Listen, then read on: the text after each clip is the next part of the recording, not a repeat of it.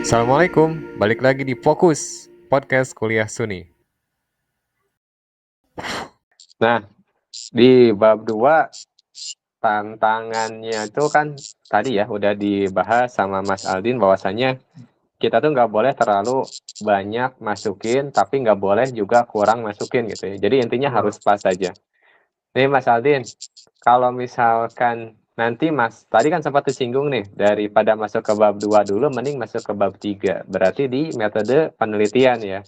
Nah, Iya. boleh dong di-sharing metode penelitian Mas Aldin itu seperti apa? Terus Oke. aplikasinya ketika meneliti itu gimana? Siap.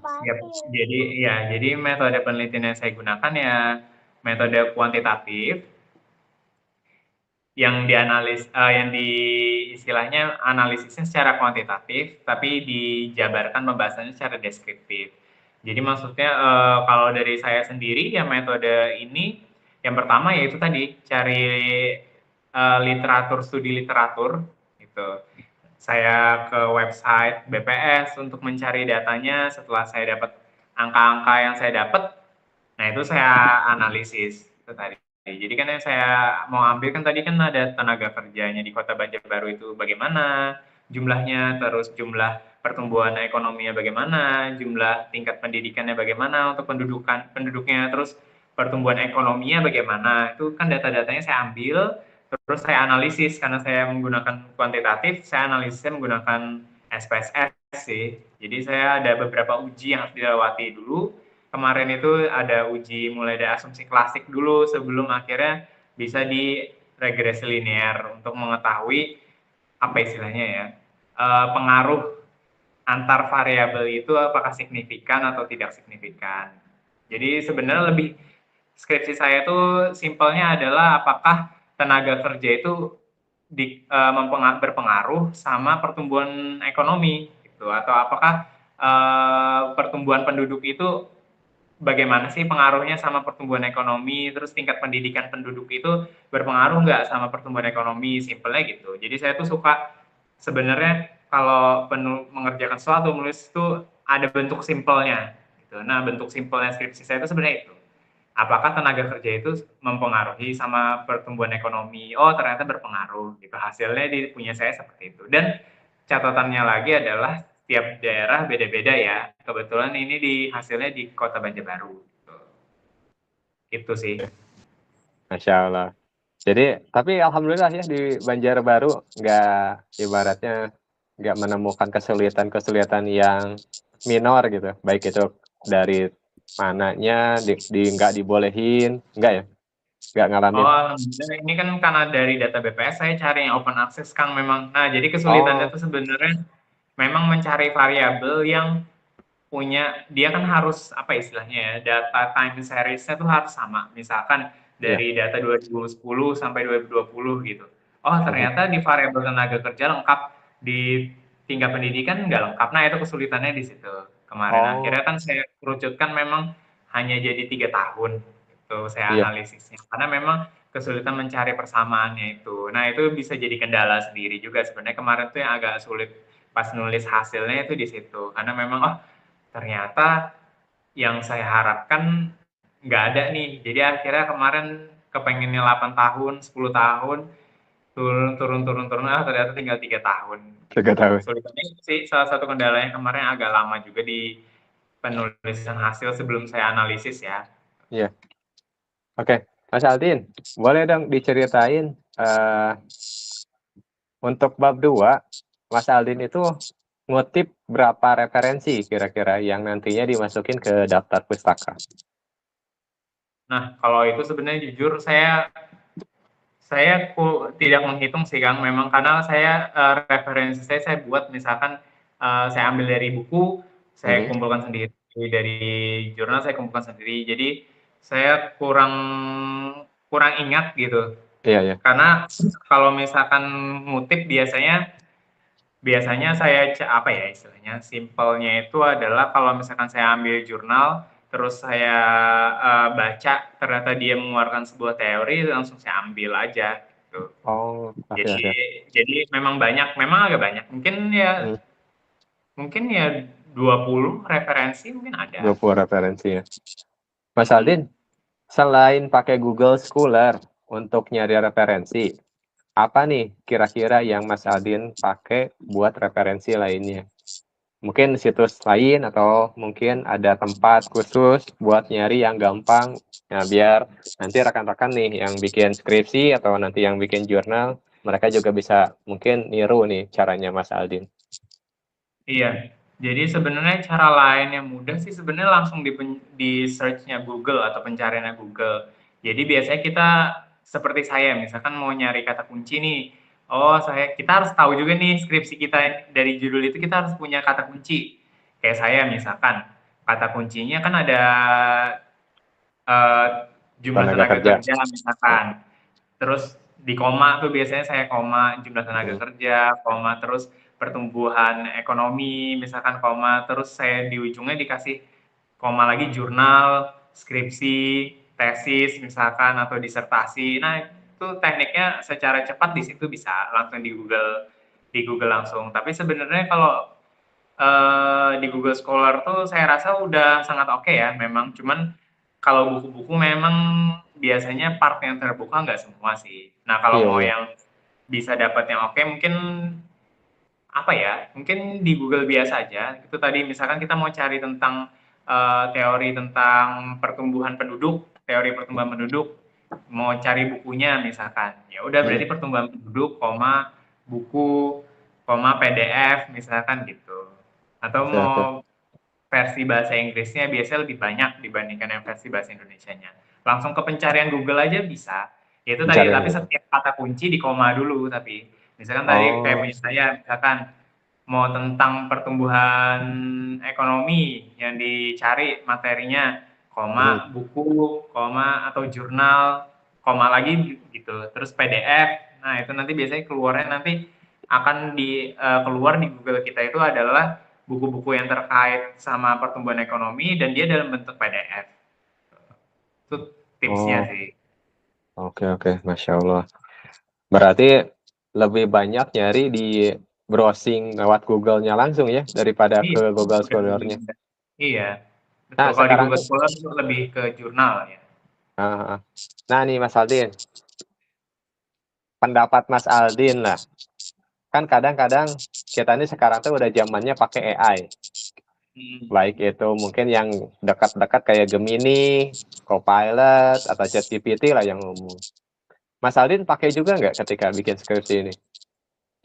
Kalau untuk AI Hmm. bisa dipakai, Mas, Kang. Jadi memang sebenarnya AI itu cukup membantu, tapi tidak bisa sepenuhnya kita percayakan memang. Jadi itu Iya. tadi, kalau saya misalkan saya lagi buntu, terus saya coba nanya di AI, nah itu kita coba cari referensinya lagi, gitu. Tadi balik lagi. Jadi setelah saya dapat teorinya, oh ternyata seperti ini simpelnya gitu. Ya kita coba cari lagi, oh benar Oh. nggak? Gitu. Biasanya gitu. Jadi sangat nggak apa sebenarnya saya bukan orang yang menentang AI. Jadi AI itu memang kan dia udah mengumpulkan semua data sebenarnya. Tapi yang salahnya itu kadang AI itu dia nggak bisa memfilter misalkan sebenarnya yang dibahas itu bukan bagian ini gitu. Tapi karena ada sedikit apa namanya istilahnya ya, mencakup misalnya ada ekonominya bisa Dimasukin apa juga. istilahnya, dimasukinnya juga gitu. Terus Hmm. kadang kalau misalnya nyari apa namanya, mereka kadang mengeluarkan kata-kata yang dibilang ini hasil penelitian nih, padahal pas dicari nggak ada sama sekali gitu. Nah itu Oh gitu. biasanya menjebak itu seperti itu. Sangat banyak saya menemukan biasanya, oh hasil penelitian dari bla bla bla bla, ternyata begini-begini. Pas dicari, nama penelitinya pun nggak tahu itu siapa, nggak ada juga tentang Oh. penelitian yang seperti itu. Nah itu yang harus dihati-hatikan banget. Jadi kalau misalkan udah ada mau di AI itu sangat bagus sih menurut saya, untuk mengetahui secara teorinya itu bagaimana. Kalau saya juga Hmm. kebetulan juga memakai itu untuk mengetahui apa istilahnya ya, saya udah dapat judul, enaknya gimana nih gitu, yang di apa istilahnya ya, judul saya ini penjelasan simpelnya bagaimana. Nah, di situ saya bisa dapat tuh, oh udah dapat penjelasan simpel, bisa saya kembangkan dari situ. Tapi kalau ya itu tadi harus berhati-hati kalau pakai AI itu tadi saya bilang. Kalau mereka apalagi udah bersabda penelitian ini. Kadang itu kalau nggak dicek salah, mereka bisa bisa menciptakan penelitian yang nggak pernah ada itu. Fiktif gitu. Betul. Jadi cuman Nah, judulnya aja yang kurang lebih meyakinkan, tapi ternyata nggak ada pas dicek bener lagi. tuh. Jadi harus hati-hati juga. Nah itu tuh buat yang teman-teman nih yang neliti kadang-kadang kan pengen praktis buka aja ChatGPT tulis apa gitu. Tetap harus di cross check ya. Karena boleh jadi yang hasil dari AI itu mereka itu hanya memasukkan sesuai dengan keyword yang kita masukkan. Ekonomi berarti yang ada ekonominya semua diambil tanpa Betul. tahu itu tuh benar atau enggak. Benar ibaratnya tuh ada enggak si jurnal atau skripsinya sebelumnya. Jadi tetap intinya harus cross check ya, benar, mantap. Nah, langsung masuk di bab 4 nih, Mas Aldin. Sorry, sebelum ke bab 4. Metode penelitian Mas Aldin kan ngambilnya kuantitatif ya. Ya. Nah, ketika di kuantitatif itu biasanya ketika masukin di penulisan metodologi penelitian, ini yang Mas Aldin kadang-kadang suka revisi banyak hapus-hapus, tulis ulang, hapus, tulis ulang. Kira-kira di bagian apanya tuh Mas, di bab 3?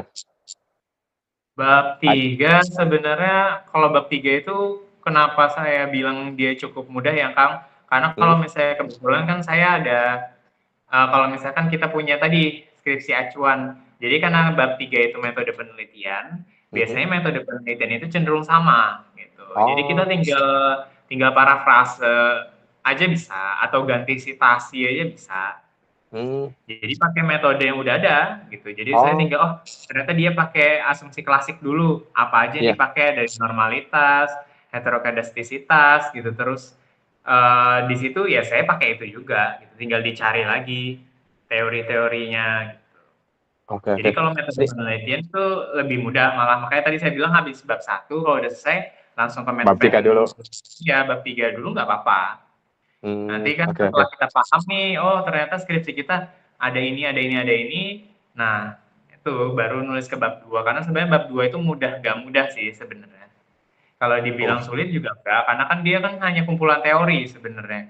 Ya, mhm. iya itu. Jadi bisa langsung ke bab 3 aja, tapi kalau misalnya udah terbiasa nulis, udah paham banget nih sama tulisannya gitu, mau ke arah mana, langsung ke bab 2 dulu juga nggak apa-apa. Oh, oke oke. Berarti yang saya bisa bayangin itu ketika kita nulis skripsi ataupun nanti jurnal, jadi untuk pembahasan metodologi penelitian sama kayak namanya ya, metode. Jadi intinya Ya. kita tuh mau nyarinya tuh kayak kayak mana gitu ya, sistemnya seperti apa. Nah, baru nanti diaplikasiin di bab 2 justru seperti itu ya Mas Aldin. Ya, jadi sebenarnya metode itu kan sebenarnya dalam penulisan itu, metode Nah, itu harus sudah teruji gitu. Jadi biasanya iya, kalau di Indonesia ini metode yang teruji itu maksudnya adalah yang udah pernah terpublikasikan, itu berarti sudah teruji. Nah, jadi iya, kalau kita mau memakai ya kita tinggal sitasi atau disadur aja. Tuh. disador aja. Jadi kalau misalnya malah kalau kita mencari metode baru, itu Malah harus susah. dilegalkan dulu, iya, dan itu pasti banyak tantangan. Gitu. Karena kan Eh, kita baru pemula ya, maksudnya iya, kalau kita baru pemula, baru nulis skripsi, kita nggak perlu mencari metode yang baru. Metode yang udah ada ditiru, makanya saya bilang bab 3 itu sangat mudah karena kita tinggal meniru metode yang ada. Kecuali kita mungkin misalkan lanjut studi sampai S3, jenjang S3, ya pasti kan ada disertasi. Mungkin kalau mau menciptakan metode baru kan bisa di situ. nah, Tapi kalau kita masih S1 cukup di ngikutin aja metode yang ada, tapi iya, pembaruan skripsi kita tadi itu mungkin kecil ya, iya. maksudnya perbedaannya mungkin kayak seperti saya, oh cuma di kotanya aja yang berbeda, tapi kan itu sebuah pembaruan gitu, dan belum Mhm. pernah ada sebelumnya, dan itu sangat legal gitu untuk diadakan. Oh, mantap tuh rekan-rekan. Jadi jangan sampai kita tuh balik lagi ya overthinking untuk metodologi penelitian, pengen yang paling wah, taunya malah nyusahin diri sendiri. Mending itu benar kata Mas Aldin, udah aja cari metode yang udah benar-benar ada, udah benar-benar di-approve sama sebelumnya. Kita tinggal ngikutin dan tinggal tadi rubah-rubah dikit. Alhamdulillah selesai ya Mas Aldin. Nih Mas Iya, Aldin, ada beberapa program yang biasanya sekarang itu banyak dipakai buat orang bikin skripsi. Misalkan ada Mendeley, terus ada lagi apa ya? Dictionary, terus beberapa program yang intinya tuh buat ngebantu penulisan. Mas Alin pakai juga nggak? Kalau saya kebetulan saya pernahnya pakai Mendeley aja karena memang itu sangat Mendeley. membantu ya proses referensi dan mempercepat juga sebenarnya. Kalau misalnya memang lihai gitu. Kebetulan Ah, karena saya kurang lihai juga, saya akhirnya pakai cara manual aja sih oh sebenarnya. gitu. Karena kalau Mendeley itu mungkin kebutuhan lebih ke publikasi biasanya. Jadi kalau di jurnal kadang ada beberapa publisher yang memang mewajibkan kita sitasnya udah di Mendeley kan gitu biar mereka mudah melacak gitu. Tapi kalau Oh, dari saya sendiri kalau misalnya masih skripsi biasanya ya pakai manual juga nggak apa-apa. yang penting bisa nulisnya rapi aja ya, Iya, sesuai sama itu tadi pedoman. Kan pedoman. setiap kampus kan punya pedoman penulisan skripsi yang harus diikutin. Ah, betul. Saya. Nih Mas Aldin, ngomong-ngomong masalah pedoman, susah nggak sih ngikutin pedoman yang kemarin dicantumin? Menurut Mas Aldin nih, kan pernah dulu nulis di kampus sebelumnya ya. Nah, dibanding dengan kampus ini, kira-kira pedomannya gimana tuh? Lebih mudah atau sama aja? Saya rasa secara keseluruhan sama sih Kang, memang. Misalkan bab Sama. 1 pendahuluan, bab 2 tinjauan pusaka, bab 3 metode penelitian itu semua sama persis. Mungkin perbedaannya ya detail-detail di dalam aja. Misalkan kalau di sosial humaniora tuh cenderung mereka bab satunya itu biasanya disuruh nambahkan penelitian terdahulu itu punya subbab sendiri gitu. Sedangkan Oh. biasanya di saintek tuh jarang ada seperti itu, bahkan ada yang nggak ada gitu.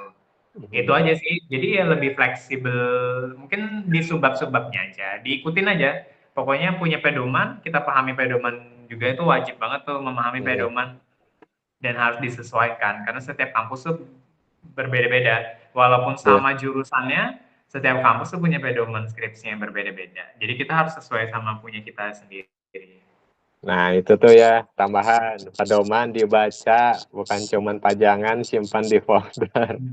Jadi dibaca benar-benar kira-kira apa sih sebenarnya yang pedoman ini inginkan untuk skripsi kita, susunan-susunannya, terus apa-apanya itu juga kita pakai. Oke, Masya Allah. Gak kerasa nih udah 50 menit aja Mas Aldin kita ngobrol. Gimana? Iya. Capek nggak Mas ngobrol? Oh, senang saya. Aman, aman kan. Aman ya? Siap, siap.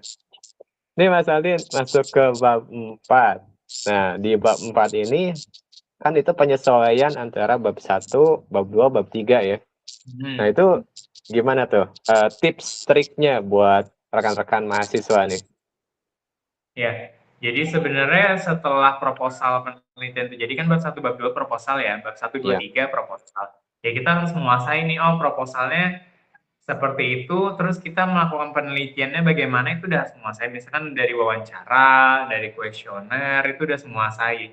Karena di proposal itu kan ada teknik analisis nanti di MedPen itu kan. Nah kita udah harus Mm-mm. menguasai, oh nanti di analisisnya gimana, wawancara itu hasilnya diolah seperti apa, kuesioner hasilnya diolah seperti apa misalkan, atau menggunakan SPSS juga harus menguasai gitu.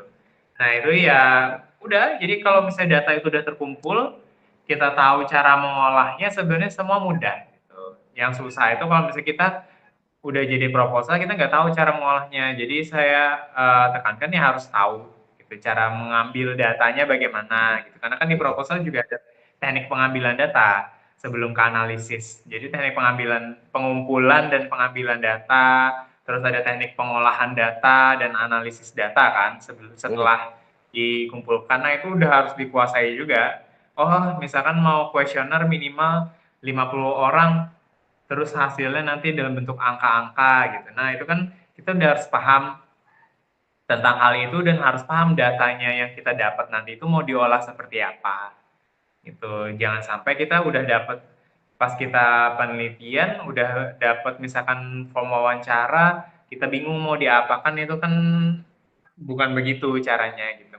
Jadi harus dipahami dulu karena kan di bab 4 itu kan hasil penelitian ya gitu. Jadi ya itu tadi harus sudah Ngerti tahu ya? teknik ngambil datanya itu bagaimana, Dan analisisnya bagaimana ya tinggal dituliskan kalau udah jadi kan seperti itu aja.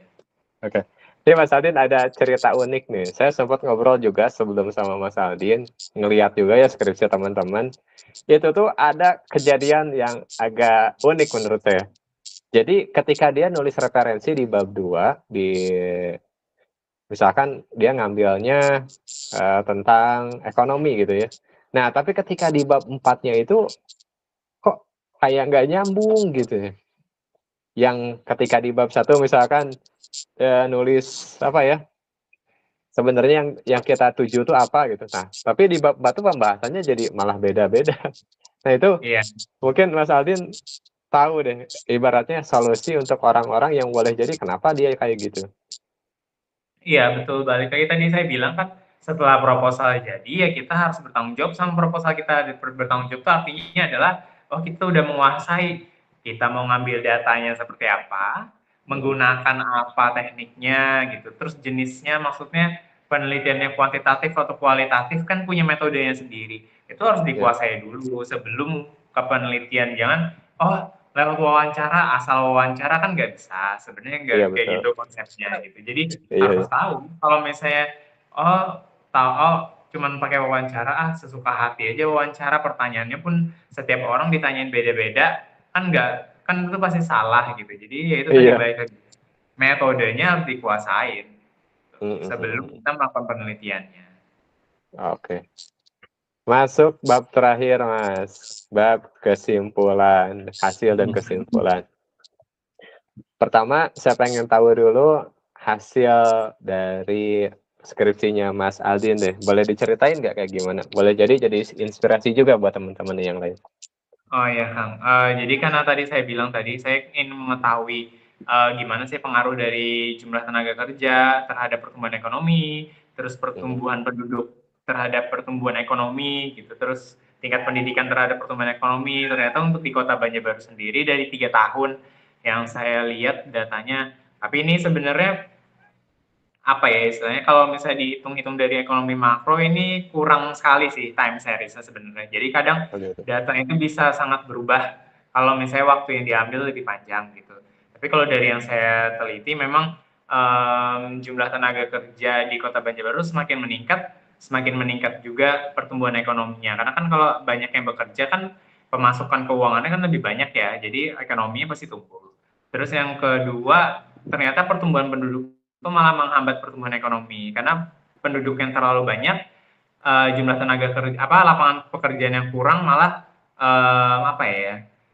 banyak pengangguran kan akhirnya. Jadi kan itu kan jadi beban ekonomi suatu daerah sendiri. Jadi ternyata pertumbuhan ekonomi pertumbuhan penduduk di Kota Banjarbaru malah memberikan, kalau semakin banyak nih, maksudnya pertumbuhan penduduknya semakin meningkat, pertumbuhan ekonomi malah semakin merosot.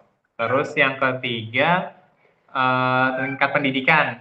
Ternyata semakin tinggi tingkat pendidikan penduduk ini, ternyata pertumbuhan ekonomi juga meningkat. Oh, ternyata sejalan nih. Apalagi teman-teman mungkin bisa aja terjadi bahwa orang yang tidak sekolah, putus sekolah misalkan karena suatu hal, itu memang lebih kaya. Tapi saya yakin memang yang sekolah ini memang pasti lebih istilahnya, lebih banyak persentasenya dengan gaji yang di atas rata-rata dibandingkan yang tidak sekolah.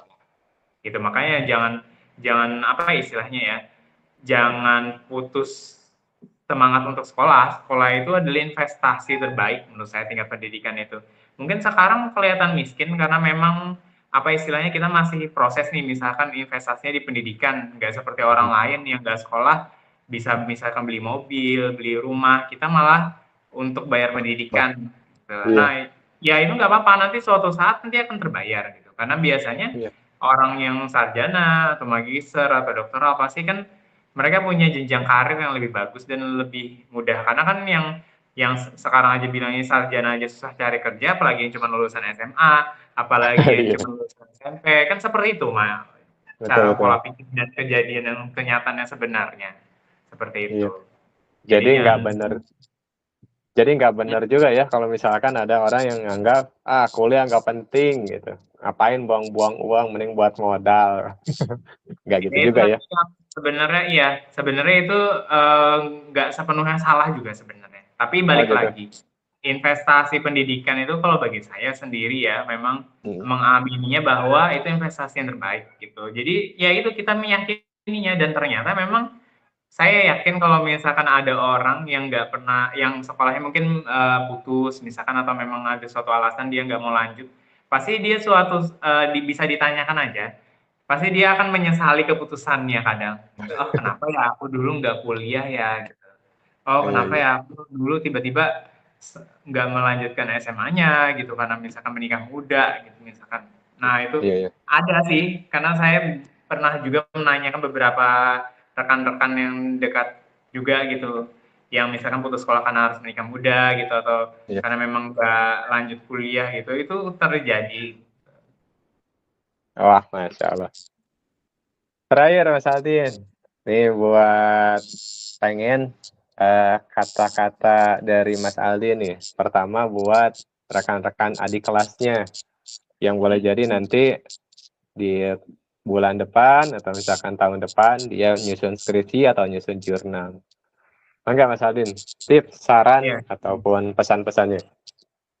Ya siap. Jadi untuk pesannya ya yang pertama tadi itu balik lagi. Jadi mindset menulis skripsi yang baik atau jurnal yang baik itu yang selesai ya penulisannya. Setelah kita dapat itu, kita semangat nih untuk menulis. Maka pengorbanannya itu ada tadi saya bilang. Kalau misalnya kita punya spare waktu, misalnya setiap hari, saya yakin sih semua orang tuh pasti punya waktu yang senggang. Bahkan untuk misalkan untuk hiburannya diri sendiri. Tapi kita harus tahu juga bahwa kita juga harus apa namanya ya, kita mengambil kuliah ini kan pengorbanan nih. Jadi kita juga harus berkorban juga. Jadi waktu yang itu dipakai harus digunakan untuk menulis gitu. Karena saya yakin kita menyediakan sebenarnya waktu kita tuh banyak, tapi kitanya aja nggak mau gerak biasanya kayak gitu.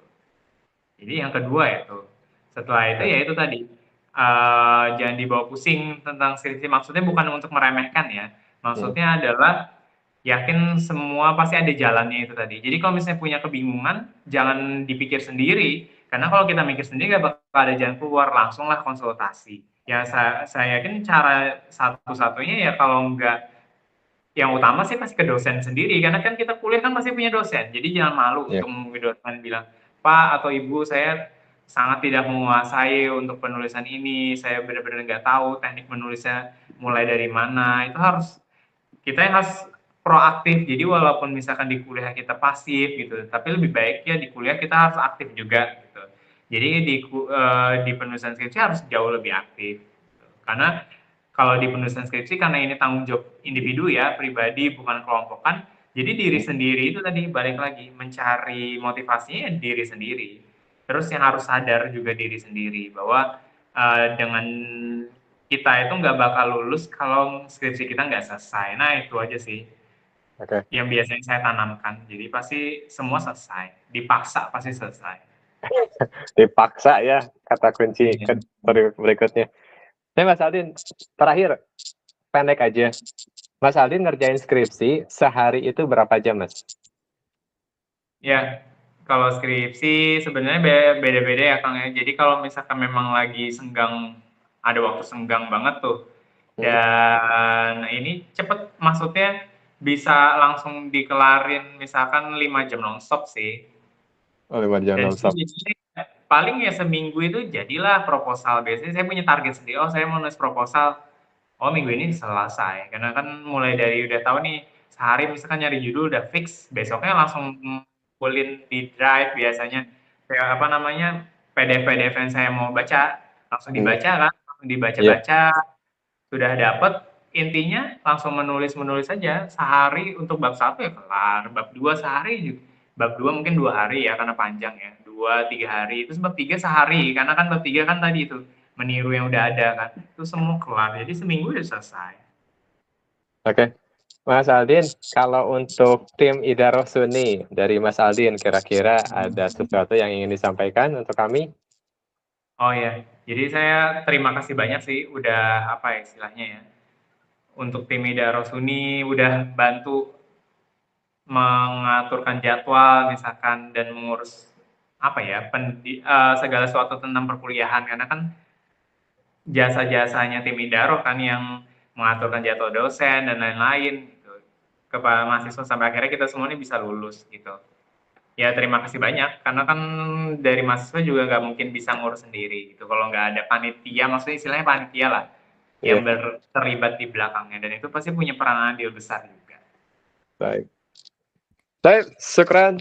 Jazakallahu khairan untuk waktunya Mas Aldin. Semoga makin lancar, makin sukses terus untuk kliniknya atau mungkin untuk cita-cita ke depannya. Ada rencana Amin. ngambil S2 Mas Aldin? Insya Allah lah, kalau ada rezeki, kesempatan, Rezeki. dilanjut nanti ya. Dokter atau ekonomi lagi nih? Yang di kedokteran hewan juga mungkin lanjut, yang di ekonomi juga dilanjutkan. Dua-duanya lanjut ya, Masya Yes. Allah. Oke, alhamdulillah. Gitu rekan-rekan sekalian berkenaan dengan apa ya? Jadi skripsi itu nggak harus dibawa horor di awal gitu. Karena kalau dibawa horor ya bakal jadi horor gitu, jadi menakutkan nantinya. Tapi kalau dibawa enjoy ya lihat nih Mas Aldin, itu bisa selesai dengan nilai tertinggi untuk di bab penulisannya, Masya Allah. Oke, nah begitu nih rekan-rekan. Nah, hasil dari dialog saya dengan Mas Aldin, Insya Allah nanti bisa nih Mas Aldin disaksikan ya di hari Sabtu atau Ahad, namanya Fokus. Namanya apa? Fokus itu kepanjangan dari podcast Kuliah Sunni gitu. Nah, Insya Allah akan tayang di platform YouTube. Satu Ruhut, izin ya mungkin nanti terakhir untuk skripsinya Mas Aldin kita akan save dan untuk jadi referensi adik-adik kelasnya. Siap, Boleh ya? tidak, sangat sangat senang saya. Oke, silahkan. Baik. Baik, itu aja untuk hari ini Mas Aldin. Syukran untuk waktunya. Saya ucapkan makasih. Assalamualaikum warahmatullahi wabarakatuh. Waalaikumsalam warahmatullahi wabarakatuh.